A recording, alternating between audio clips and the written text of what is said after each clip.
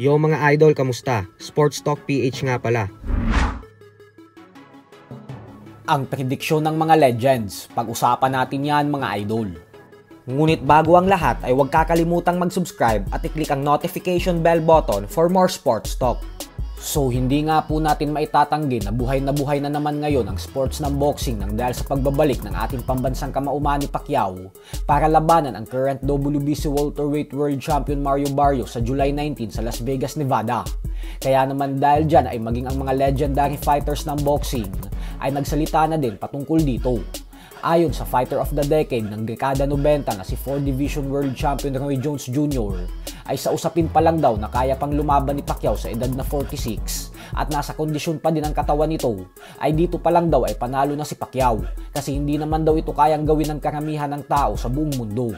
Bukod dyan ay hindi mo umano pwedeng baliwalain ang fighter na tulad kay Pacquiao, kaya tiwala umano siya na kaya nitong talunin si Barrios.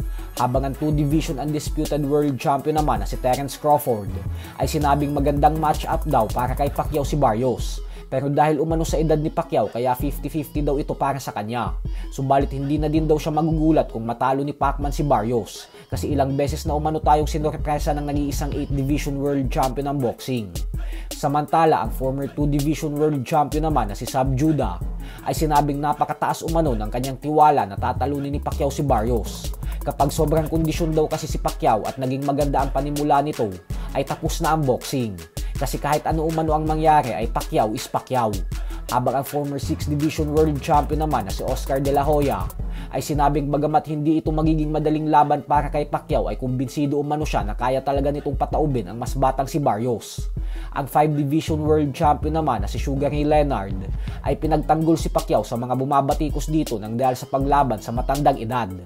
Giit ni Leonard na hindi daw talaga maiintindihan ng mga tao ang dugong mandirigma na meron ng katulad kay Pacquiao. Kung may maniniwala at nakakaintindi man daw kay Pacquiao ay isa na daw siya doon. Kaya suportado niya umano si Pacquiao sa laban na ito. At syempre ang Mexican legend former 4 Division World Champion naman na si Juan Manuel Marquez ay sinabing base sa nakikita niyang mga latest training footages ni Pacquiao ay masasabi niya daw na sobrang bilis at lakas pa din umano ng kamao nito. Aminado po si Marquez na kahit siya ay nasasabik sa kung anong klaseng performance ang ipapakita ni Pacquiao. At tingnan daw natin kung ano ang magiging reaksyon ni Barrios sa oras na matikman nito ang bagsik ng kamao ni Pacquiao. Kasi tandaan umano natin na ang lakas ng kamao ng boksingero ang huling nawawala sa isang fighter.